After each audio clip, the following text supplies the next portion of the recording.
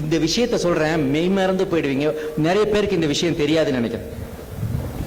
மகாத்மா காந்தி நேதாஜியை காங்கிரஸ் கமிட்டியிலிருந்து வெளியே போக சொல்லுகிறார். காரணம் என்ன தெரியுமா? மகாத்மா காந்தி சுதந்திரத்தை அகிம்சையின் மூலமாக, சத்தியாகிரகத்தின் மூலமாக, மிதவாதம் மூலமாக பெறணுங்கிற கொள்கை உடையவர். ஆனா நேதாஜி அடிக்கு அடி, உதைக்கு உத, ரத்தத்துக்கு ரத்தம், ஃபைட் பண்ணி வாங்கணும்டா சுதந்திரம் அப்படின்ற தீவிரவாதம் கூடையவர். அப்ப அவரு ஜெயிச்சிட்டார். எலெக்ஷன் வச்சு நேதாஜி தலைவர் ஆயிட்டாரு. ஆனா மகாத்மா காந்தி கூப்பிட்டு, உன் ரூட்ல போனா இந்தியா ரத்த கலரி ஆயிடும், அதனால மரியாதையா நீ உன் பதவியை ராஜினாமா பண்ணிட்டு வெளியே போயிடுங்கிறாரு. யார? நேதாஜி. அவ்வளவு கோபமும் ரௌத்ர குணமும் ஃபைட்டிங் நேச்சருடைய நேதாஜி. அதுதான் தலைவனின் பண்பு. தன்னுடைய சொந்த உணர்ச்சியை அவர் காட்டல. அவர் என்ன பண்ணாரு? சைலண்டா அதுல இருந்து விலகி ஆல் இந்தியா ஃபார்வர்ட் பிளாக் என்ற அமைப்பை ஆரம்பிக்கிறார். ஆல் இந்தியா ஃபார்வர்ட் பிளாக் என்ற அமைப்பை ஆரம்பிக்கிறார்.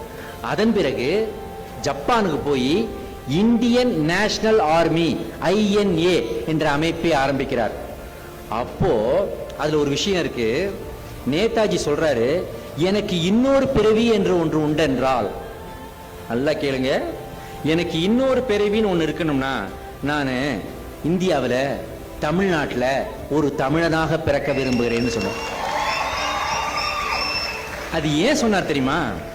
அவர் INA ஆரம்பித்து அந்த INA படைக்கு ஆள் திரட்டிய போது, எது பிரிட்டிஷ் நம்மளை ஆண்டுகிட்டு இருக்க, அவன்கிட்ட துப்பாக்கி இருக்கு, குண்டு இருக்குது, அவன்கிட்ட விமானங்கள் இருக்குது, அவனை எதுக்குறதுக்கு இந்தியாவுக்குள்ளே படை திரட்டுகிறார் நேதாஜி. அப்ப அதுல போய் சேர்ந்தது யார் தெரியுமா? வீர குணம் கொண்ட தமிழர்கள் தான்.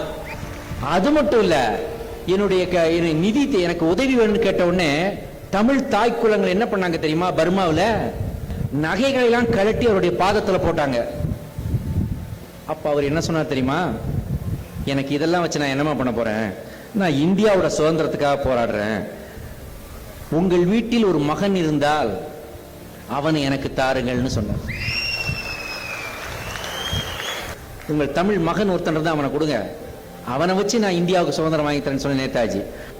முதல்ல INA-க்காக ரேடியோ பண்றாங்க. அந்த வானொலியில மகாத்மா காந்தியை பற்றி நேதாஜி எவ்வளவு வேணாலும் திட்டி இருக்கலாம். மகாத்மா காந்தியை தேச பிதா என்று முதலில் சொன்னதே நேதாஜி தான். தேசப்பிதான்ற வார்த்தையை சொன்னதே நேதாஜி தான்.